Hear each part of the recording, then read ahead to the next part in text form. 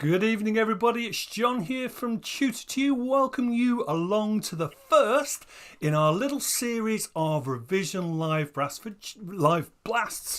streams, I should say. I'll get my words out eventually. Live streams aimed at GCSE Economics. So a big welcome to you. Assuming that you've not been to one of these before, what we've got for you is about a 20 to 30 minute fast-paced revision type of live stream. We're going to throw loads and loads of short questions, and what we would love is for you to respond using the chat window in YouTube so that we can hear what you think or see what you think are the correct answers to the questions we've got. Now, don't worry if you get it right, don't worry if you get it wrong. Remember, this is all about revision. Tonight we're going to be concentrating on those introductory economic concepts that you would have covered very early on in the GCSE course.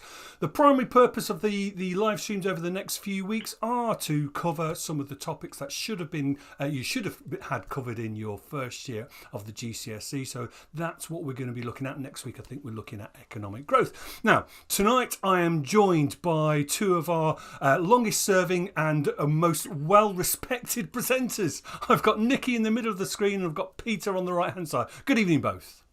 Good evening. Good evening, Nicky. We're going to start with the questions. Like I say, please do join in. Use the live chats if you can.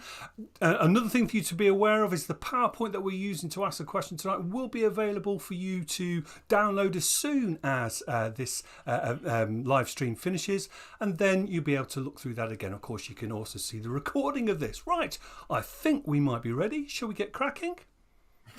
Let's get cracking. Right, I'm going to kick you all off with 3 fast-paced multiple choice questions. So the very first question is on the screen, goes right back to day 1 of your GCSE course. And the question is, which of the following is not part of the basic economic problem. So be careful of the word not. Which of the following is not? So we're looking for some answers in the chat box. So you can put A or B or C or D. So I've got some answers flying in already. Now be careful. Remember, it's which of the following is not part. So now we've got some people reading the question a bit more carefully. Monty, well done indeed. You've got the right answer.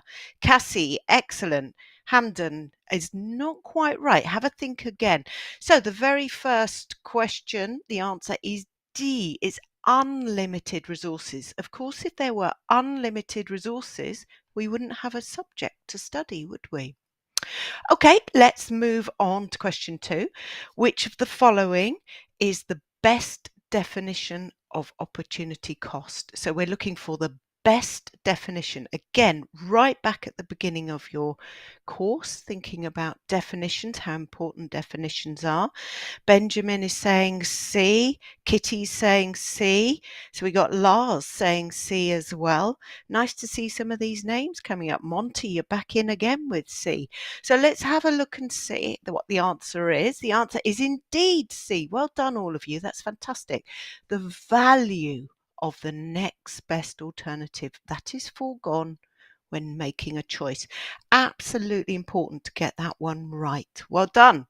Right, let's crack straight on to question 3. Which of the following is the best definition of the tertiary sector of the economy? The tertiary sector. So you might remember thinking about the primary, secondary, tertiary sector. Answers rushing in. B, B, B, B. We got Kitty again. We got Carenza. Nitro Jackie coming in. Hamden Bean coming in with B. Everybody's coming in with B. It seems unanimous. Let's have a look, please, John. Yes, you're perfect. Well done. Flying start, all of you. So we're now going to look at some exam gold.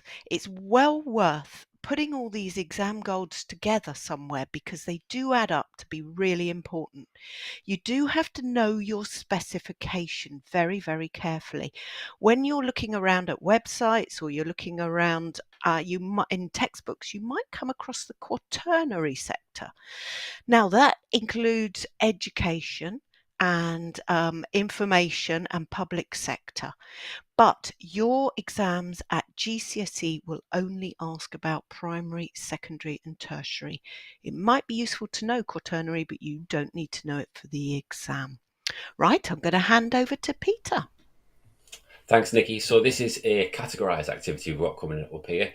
You've got 60 seconds to separate the key phrases that you can see on screen into 2 categories. And the big picture here, we're looking at markets. So we've got 1 through to 8 taxi services all the way through to e-scooters. In the chat window, it'd be great if you could put whatever you think is in the factor market, put F and then the numbers and then P and then the numbers after that. Okay, so you've got 60 seconds starting from now.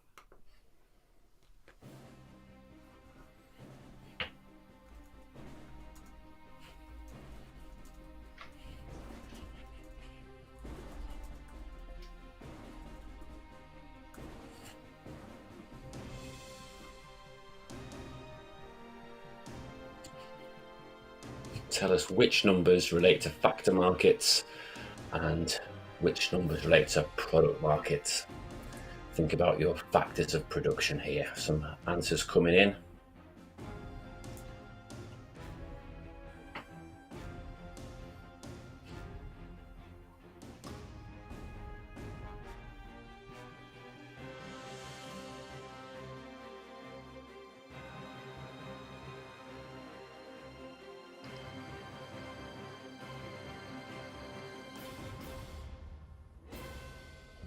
Okay, I think Ashley might have been the first one to contribute there. That was great to see in the chat window, followed by Nitro. And let's take a look at the answers here. So in the factor markets, we've got corn, labour and coal, and product markets, garden chairs, taxi services, pain relief medication, e-scooters, and frozen chips. So as you can probably imagine, there are always going to be more options in the product market from the options that we had on screen.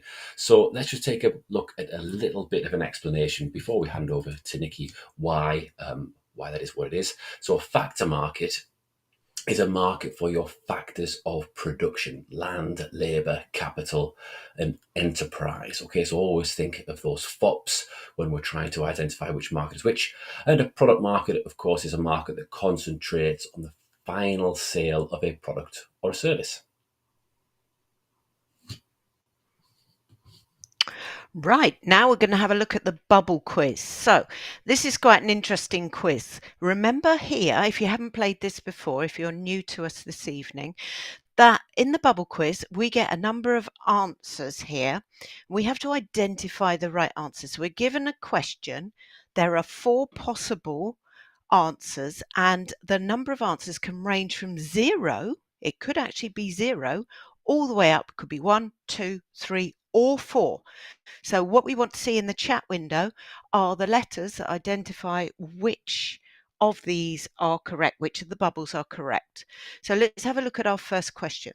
Which of the following are examples of opportunity cost? So we're building on your definition you did in the multiple choice.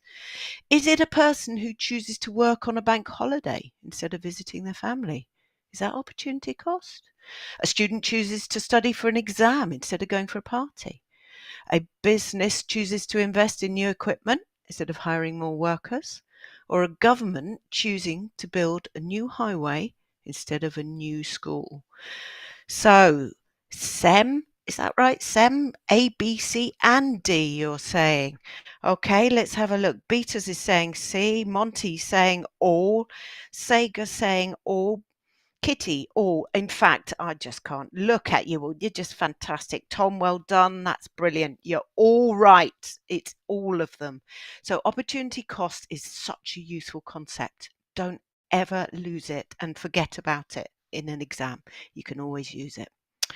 Question 2. Which of the following are examples of primary sector activity? So we quizzed you earlier on tertiary and quaternary. Which of these are all our primary sector? So let's have a look. We've got Karenza saying ABC, Ashley saying ABC, Josh saying ABC, Nihal saying ABC. Oh, Cassie, fantastic. Okay, you're all saying ABC, and you're absolutely right, Sam. You're saying that manufacturing's the secondary sector. You are absolutely right. Well done. Fantastic work. Right, which of these factors of production or FOPs are matched correctly with their reward?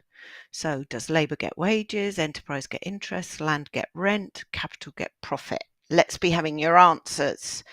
So E7 says A, B and C are correct, but Zaid says C, A, D, Ashley, A, C and D. So we got a bit of difference this time. Nitro saying just A and C. Not B, says R. Pancakes, A and C. Let's have a look and see which one. Labour is definitely wages, land is definitely rent, but enterprise and capital are the other way round. So they got switched around. So just be a little bit careful if you didn't quite get that one right. Okay, let's have a look at the next one, number 4. Which of these are key economic groups in your GCSE? So we've got producers, consumers, financial markets, and governments. Benjamin, you're straight out the trap there with A, C, and D. Who else is saying that? So Pancakes, you're saying B. You believe A, B, and D. Who else we got? Zaid, A, B, and oh, markets are not people, says Sam. You're right. You're absolutely right there. So let's see if we can have the answer. Thank you very much, John. Now, who put financial markets? They are not one of the key economic groups because indeed they are a producer. They are a producer of banking and other financial services. So just be careful. That was a little bit of a sneaky question, but no flies on you lot. Fantastic. Well done indeed. Okay, so the three groups, how do they interact? Well, of course, consumers have our needs and wants, and it's producers that respond to those needs and wants. But of course, the government will interact with both consumers, so they will tax me, they will provide legislation which says what I can and can't do or can and can't buy, but they also interact with producers because, again, they may encourage producers to produce more or try and reduce the production of certain products through taxes. So governments affect both consumer groups, both consumer and producers, beg your pardon. Right, bubble question number 5. Which of these is true for services but not for goods? So let's see. Can be returned to provider, cannot be returned to provider. So this is really testing knowledge. Let's see. So Joe is saying A, B, and D. What else have we got here? Kitty is saying B. Ben is saying B and D. Nitro B and C. So we're looking for what is true of services. Ashley says B and C. Services, let's have a look, please, John. Services cannot be provided. You can't give your service back and they remain owned by the provider themselves. So, for example, if you take a taxi ride, you don't get to own the car, the taxi. It remains with the provider. But you can't give it back, you can't return it after you've bought that taxi ride. So just a little something to be aware of. Right, we'll hand over to Peter. Thank you, Nikki. So this activity is called true or false. What we'd like you to put in the chat window is a smiley face, a smiley emoji if you think the answer is true, or a sad face if you think it's false. Okay. If you don't know how to put an emoji, you can just put a colon and then an open bracket for a smiley face. Closed bracket for a smiley face, and for a sad face, the open bracket. I'm sure you didn't need me to tell you that. So the first question, the primary purpose of economic activity is to ensure that people have the highest possible wealth. Is that statement true or is that false? Let's see some of the answers that are coming in the chat. So a few that have come through so far, and then quite an impressive smiley face that's come through there from R. And now getting some disagreement. There's quite a few sad faces coming through. I think that's pretty unanimous. Let's double check, John. What do we think? Indeed, the answer is false. So that will be a pretty poor description of the primary purpose of economic activity. It is an outcome of economic activity, but the primary purpose, it isn't the best description. It's the production of goods and services to satisfy our ever-changing needs of society. And of course, if you think back to your first few lessons in GCSE Economics, ultimately economic activity is about trying to solve the basic economic problem that is scarcity. Okay, let's take a look at the next one. Some exam goals coming up. So, a common error here that students often write that economic activity is simply about wealth creation. Now, you've got to remember that there are 3 central questions that any economic system attempts to answer. That is what to produce, how to produce, and who should benefit from the goods and services that are produced, which groups in society. So that for whom element. Okay, let's take a look at the next question. So a need is any good or service that is desired but isn't necessary. Is that statement true or is that one false? What do we think? There's some starting to come through.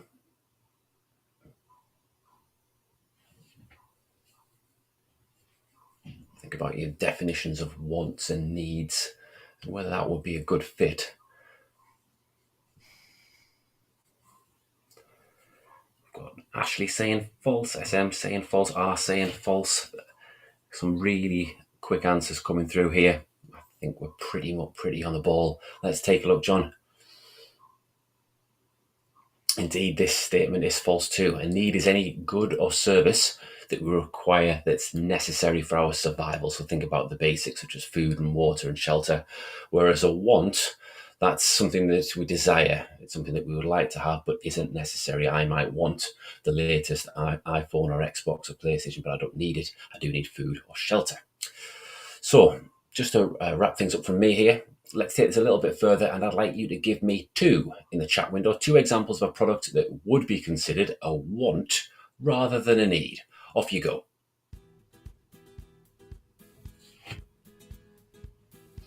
So let's see some thoughts come through here, please, folks.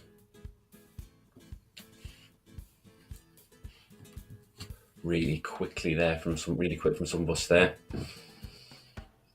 With phones and holidays, a mansion, wouldn't we all? Come Kitty, Ben, holidays, designer clothes, iPads, iPhones. I can't keep up with this. My internet connection isn't quick enough. A MacBook, a PlayStation, cars, cakes, indeed. Yeah. Okay. Yeah, you guys get the gist of this. Let's take a look at what we had. We put down a smartphone, a vacuum cleaner.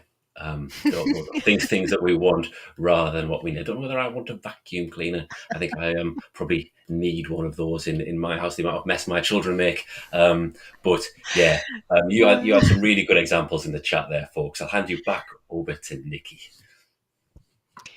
Right, what we're going to do now is tax you a little bit more. So we're going to get you thinking. Now, you remember that when you do these longer answer questions, you have to provide balance. You absolutely have to have one side of the argument and then the other side. So we're going to do a nice one this evening. Outline two advantages and two disadvantages of a country that has the highest proportion of its economic output in the tertiary sector. So like the UK, so where most of the employment and most of the GDP comes from the tertiary sector. Remember we said it was service sector before. So let's start with a couple of advantages. It's too much for you to type all in one go, so you could just type me an advantage, if you like, or two advantages of having most of your economic output in the tertiary sector. You've given me, thank you very much, you've already given me a disadvantage. Let's see if we can just concentrate on some advantages first of all. So E7 says high employment. Okay, why would it be higher if it was tertiary sector than perhaps secondary sector? So just one for you to think about. Bean, R&D, innovation. I think you're spot on with that answer, because if you're mostly in the tertiary sector, it's going to be quite dynamic. It's going to be moving quickly. You are going to get a lot of innovation and R&D. Kitty, high development. Well done. Okay, let's have a look at some of the answers that we have got. We have also said higher standard of living because the tertiary sector often has higher wages. So if you think about that, maybe in banking or consultancy, or perhaps some of the service sector jobs, teaching, education, something like that, or even in healthcare, you might have high wages, and so you would have a higher standard of living. There is also a greater variety of jobs. So there's lots and lots and lots of different things. It's not just working in manufacturing. Not that that's all the same, but at least there is a huge variety of jobs to suit people. So it can help to reduce unemployment levels. Okay, SM is saying improves the workforce, and Zaid saying higher wages. Okay, fabulous. Let's look at some of those disadvantages though. So if we have a high proportion of our economic output coming from the tertiary sector, let's see some of your answers. What are you putting there? Okay, we've revealed ours, dependent on other countries for food and goods. So if we're concentrating, we've got most of our jobs in the tertiary sector providing services, how on earth are we going to have our food and our goods? We have to import them. Farmers will be poor. Kitty, you're absolutely right. So we're going to be dependent on other countries for food and goods. but it also can lead to an uneven distribution of income, because of course we do need some people working in the secondary and primary sectors, but they might not be earning quite so much as some of those high standard tertiary sector jobs. And let's not forget that some tertiary sector jobs like retail or working in hospitality are actually really quite low paid. Yeah, Kitty, I can see that I've got the same thing. It's an advert come in, hasn't it? So that's a bit annoying. But never mind, you got there. You did it really well. Okay, I'm going to hand back to John. Thanks so much, Nikki. Just getting my little buttons correct tonight. First one of the academic year. Brilliant stuff. Wonderful stuff. I've just been watching some of the answers coming in. Absolutely fantastic in terms of the quality of those answers. Wonderful to see so many of you. And it would be lovely to see you again this time next week when we'll be looking at economic growth. Around about the same time, 5:30 next Tuesday. Massive thank you to Nikki and to Peter. Thank you both. Again, thank you to everybody who's taken part. Just a reminder that within the next 10 minutes or so, you'll be able to download the PowerPoint we've been using tonight as well. And with any luck, we'll see you all next week. So goodbye, everybody. Goodbye. Bye. Well done.